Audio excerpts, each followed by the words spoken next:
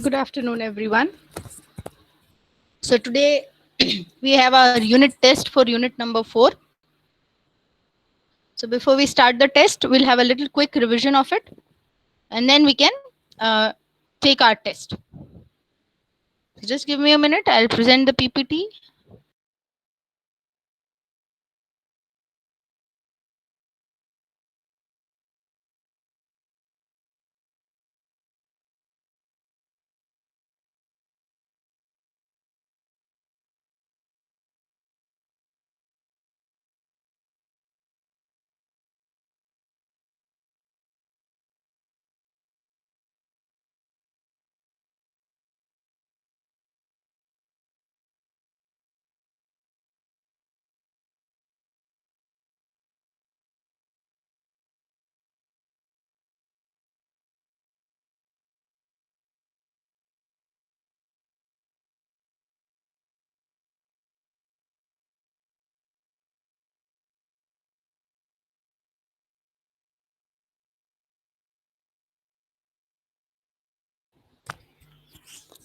So it's unit number 4. The name of the unit is Ethics in Engineering. So we begin. Unit number 4 is a new concept that has been an old concept that has been now introduced to student levels. So first we had a little introduction to ethics. So the very important thing that we need to know in ethics is the etymology, or in English, as such, the etymology means the origin of the word, because we know that English language has been built by borrowing and sharing words. So basically, ethics is derived from a Greek word. There are many sources like Latin, Greek, French, etc. So this word ethics is derived from a Greek word, and the Greek word is called ethos. Then we learned the various meanings of ethics, that is, rules, customs, principles, habits, morality, etc., which are related to ethics. Usually, ethics is a branch, basically, it's a branch of philosophy that studies the rules or the principles that people make to live pertaining to a particular group of people which have a cultural belief, and they would have examples as well.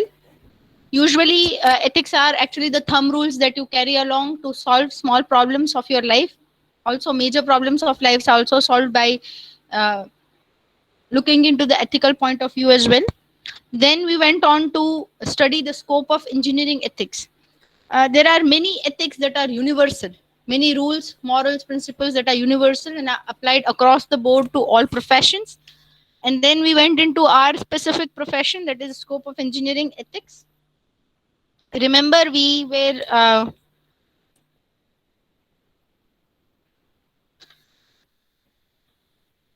discussed that engineering ethics, when it comes to professional uh, bodies or professionals or organizations who wish to follow ethics, there would be certain professional bodies who would be monitoring it. So for engineering, a few professional bodies are IEEE, ASME, IEI, NSPE. These are the different acronyms of different famous engineering bodies which see to it that the code of conducts or the ethics are followed in this profession. They have actually prepared a code which is applicable to all engineering uh, professions, not only one specific branch. Now, why ethics should be taught to or taught in a curriculum? We had discussed that it is actually this curriculum who's going to build you up as a engineer. So you must be well aware about the ethical practices that are prevalent in your profession. Why so? From this very point in life, it is like uh, a point where things start becoming more specific, start becoming more subject oriented to the branch that you are studying. So if you know about ethics, which is also becoming an inevitable part of any profession, be it engineering, be it medical, or any other profession that you take up, it actually grooms you into thinking into a particular direction or a particular way. Moreover, the practice of taking decisions, because even in your student life you have to take a lot of decisions. So this practice of implementing morals, or keeping rules and principles in mind would help you further when you move into your professional life. There are different factors that are responsible for influencing engineering, right? Because engineering, as I said, we have been doing it in unit 3 as well. We had a look at it, that engineering means creative and critical thinking combined, right? So engineering is actually an experiment to make human life better. Moreover, ethical dilemmas would occur in this case because we have to think about a lot of aspects, a lot of criterias, and a lot of people at the same time.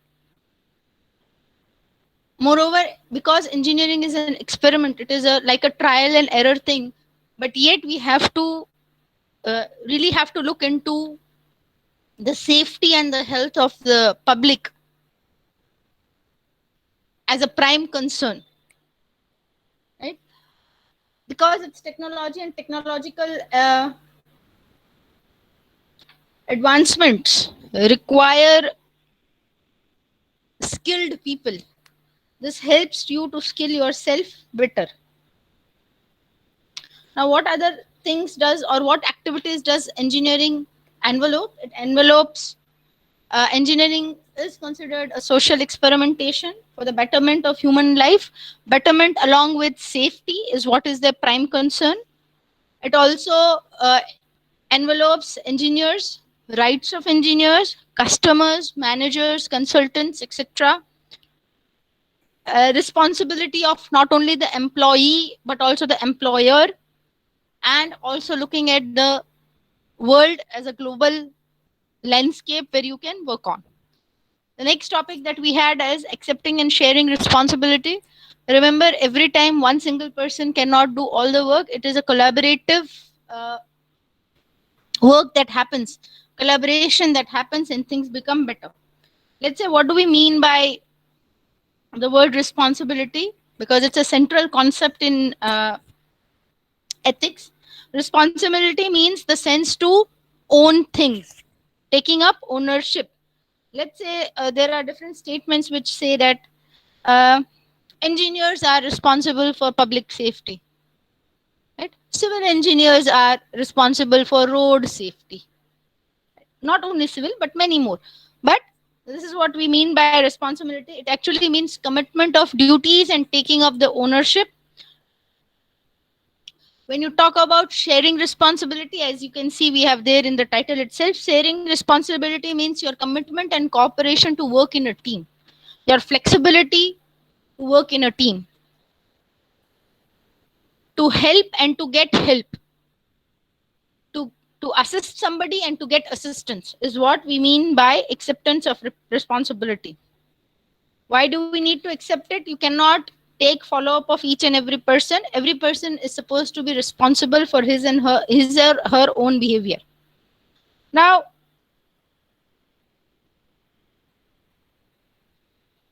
when can we see that ethics are followed? When we are working in a team, we can see ethics are being followed when you see there is a quality that has been maintained or the quality that is improvising. Less number of complaints, teams completing work on time or before time, fewer injuries in the workplace, limited conflicts amongst people. Now, there are different levels of decision making. When you take a decision, the involvement of the employees is should be there. There are 5 different levels, beginning from the involvement or the lowest level to the high involvement level. And then you have to look at the benefits of sharing responsibility. It actually increases the morale. A person is not burdened and overburdened with work. Each and every person feels equally important and appreciated at the same time. It helps you focus on the bigger thoughts and bigger goals of the organization. Not only that, it would give you first hand experience when you take responsibility. When people don't take responsibility, sometimes we will meet people who don't take responsibility. What you need to do is you need to put your foot down, which means you need to ask the person to take the responsibility. Okay, you did this, it's nice, but you can improvise, right? That's how you communicate. Basically, if you wish to want people to take responsibility, you should actually look at the skills which the person possesses and assign the person the work according to the skill he or her, which he or she has. Next, we have got responsible, professional, and ethical corporations. Now, only if a professional or an employee is responsible and ethical does not work. There has to be a combination of the two. Why so?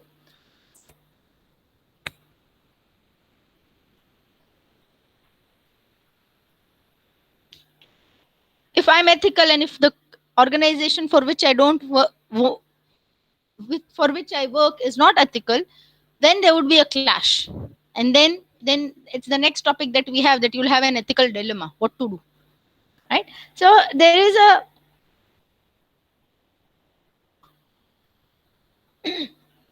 professional body, ABET, that has set professional and ethical responsibility across the board for engineers. Now, one of the most important one is that the engineers in the fulfillment of their professional duties shall hold paramount the safety of health and welfare of the people. Right? It's a National Society for Professional Engineers, which has told it. Which means to say they're trying to, align universal principles and ethics along with the professional ones. Right? So a few universal principles that we know of are trust, honesty, loyalty, respecting others, adhering to laws, not breaking laws, trying to see the good for all, being accountable for things that you do. Right? Now, moving on from just an individual to a corporation or a group of people or an organization, actually the society has given chance to us to educate ourselves and move forward in a particular field. So it is actually the responsibility of the individual to pay it back to the society when the society needs it. So such corporations, when they are created, they actually depend on people to work with them. Without people, will you be able to sell your product? Will you be able to buy services, etc.?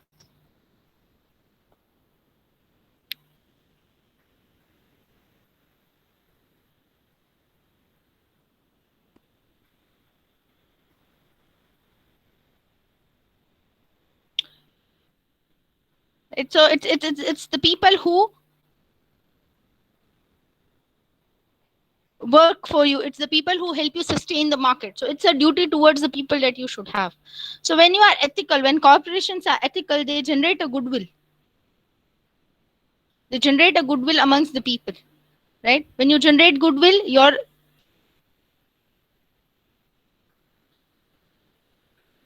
years of sustaining in the market becomes more. Your years of sustaining in the market becomes more.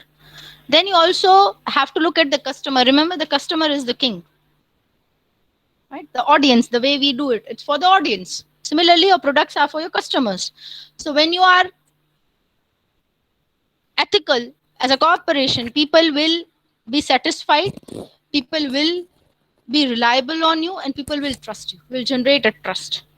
Your business will survive on this trust that you generate. Right? Moreover, it also helps prevent malpractices. Nobody can be cheated, and nobody can cheat you, or neither you can cheat any other people. There are ways of resolving things. It also helps functioning of the organization in a smooth manner. Next, resolving ethical dilemmas. The first thing that we need to know is, what is a dilemma? Dilemma is actually a difficult choice that you face in life. An ethical dilemma is something where there is a situation, when you look at the ethics, both the options seem to be equally undesirable, and you have to choose the least undesirable one. There are 3 steps to resolve ethical dilemmas, that is analyzing the consequences, analyzing the actions, and making a decision, finally implementing what you decide. Whenever one faces an ethical dilemma, one should ask oneself the following 3 questions. That is it legal? Is it balanced? That means, is it fair to everybody? And is it right? When I say is it right, would you be proud to tell the people that the decision that was taken was yours? And then the last topic that we had was making moral choices. How do you make moral choices? So there are three different frameworks for ethical decision making. The consequentialist framework, which focuses on the future effects of the possible course of action and how it would affect different people involved, directly as well as indirectly. Then you have the duty framework. The duty framework usually works in cases where you have obligations to consider. And then at last, you have the virtue framework. Virtue framework would identify the character traits that we have seen in history, in mythology, and in stories, and we try to follow the same as they would have taken in a given situation. The ethical decision making process is a stepwise process that you need to carry out. First, you have to take time to define the problem. Then you have to consult resources, seek assistance, and think about every aspect of that particular problem. After thinking about the problem, you have to think about the long lasting effects the problem would have. Considering regulations in other industries, you should look at other industries and how they would solve a similar kind of problem if they have in their course of time they have. You have various case studies that are available. We have been doing a few of them in our lab sessions as well. Then come upon a decision. Do not stop at just coming upon a decision, but see to it that the decision is implemented. Not only implemented, but also you have to evaluate the decision you have taken. Evaluation means, had it been some other situation or had it been some other decision, how would things work? And the last topic of this unit was Lawrence Kohlberg's theory of moral development. Kohlberg actually proposed a theory of moral development based on the development areas or development years of a child. He has given us three levels of moral development, each with two sub levels. Okay, so the three levels that he has given are pre-conventional level, the conventional level, and the post-conventional level. Now, in the pre-conventional level, it actually applies at the elementary school level age, and the two sub topics which are there are avoiding punishments and self-interest. Then you have the conventional level, which is more applicable at the primary and the high school level, which is subdivided into next two levels, which are known as getting people to like them and maintaining functioning in the society. And the last or the topmost in the pyramid is called the post conventional level. It is the third and the highest level of moral thinking, which is found after high school. Here, the two sub stages are rejecting rigidity of laws and sense of justice. Sense of justice, remember, we cannot change the order in which it is written because at each level things have increased, right? So, a sense of justice is considered to be the paramount or the pinnacle or the highest level of moral thinking which occurs. And this uh, moral development is proposed by Lawrence Kohlberg in his theory of moral thinking development or moral development. Okay, so with this, unit 4 comes to an end. We have done a quick revision of what we did in unit number 4, and now we can move on to our unit test. Okay, just give me a moment. I'll be sharing the link of the test with you.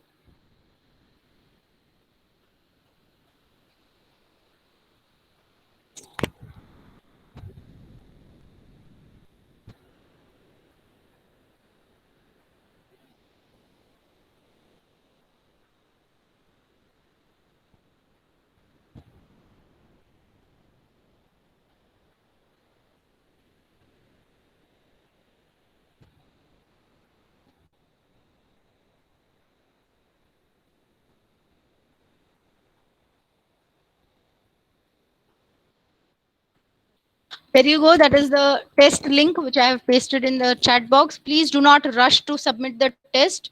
Questions can be tricky and options can be equally tricky. Read it once, twice before you hit the submit button. Okay. You've got 20 to 25 minutes of time to attempt this test because it's ethics. It's a new topic and a new concept that has been introduced at the student level, college level. Kindly look at the questions and the options as well as the options very carefully. Look at them very carefully and then only answer. Good luck for the test. Okay, you may start attempting your test now.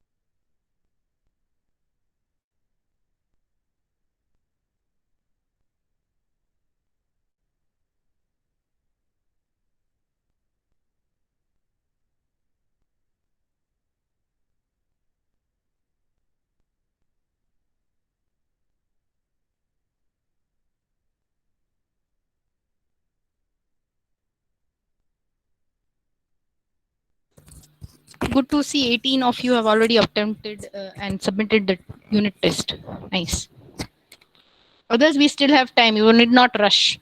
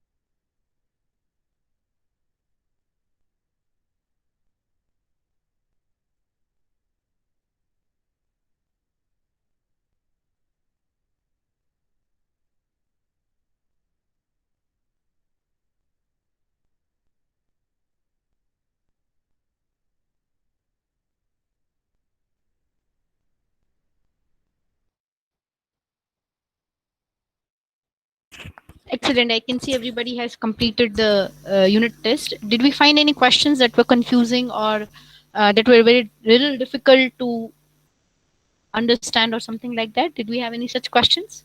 Tricky ones? No. Great. So you have been doing a great study. That's what I would assume over here right now. Right. So with this, we complete unit number 4. Now in our syllabus, we have unit 5 and 6, only 2 remaining for the syllabus of effective technical communication to come to an end. So next week when we meet, we'll be starting with unit number 5. Basically, the title of the unit is etiquette. So we're going to look at etiquettes from different perspectives of business. So I'll stop the sharing of the PPT right here. Let me take the attendance.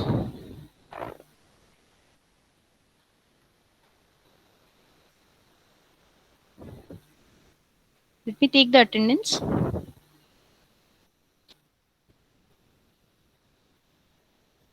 Enrollment number 2, 5, 8, 9, 10,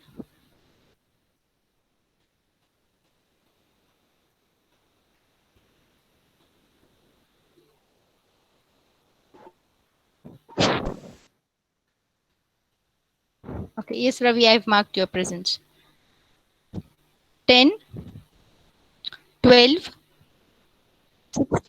Yes, sir. 16, 17, 19, 24,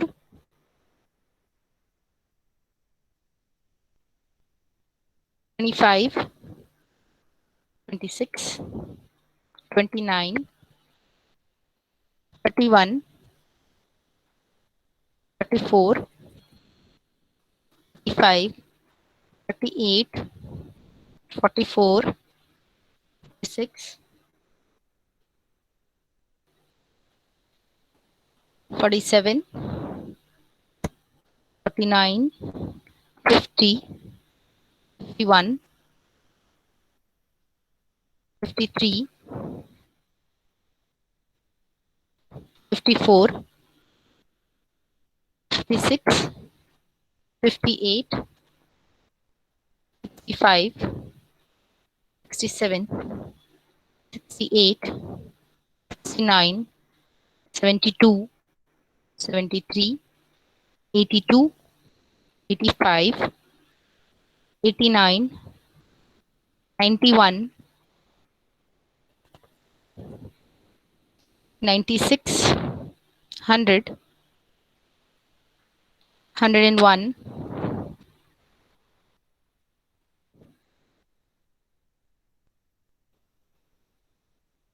102, 3, 106, 108, 117, 118. Yes, I have marked you present, Sanjay. I have marked you Yes, present. ma'am. Okay. 17, 18, 19, 20, 21, 25, 126, 131, 134, and 144. These two enrollment numbers, 134 and 144, have been missing lectures a lot. Everything all right with them?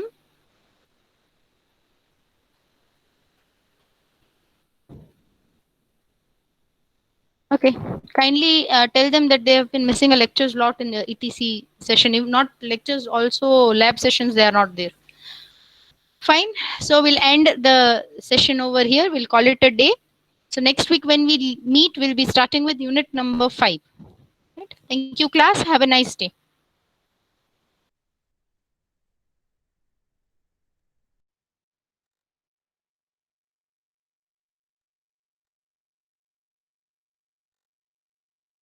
Ma'am, 100 present.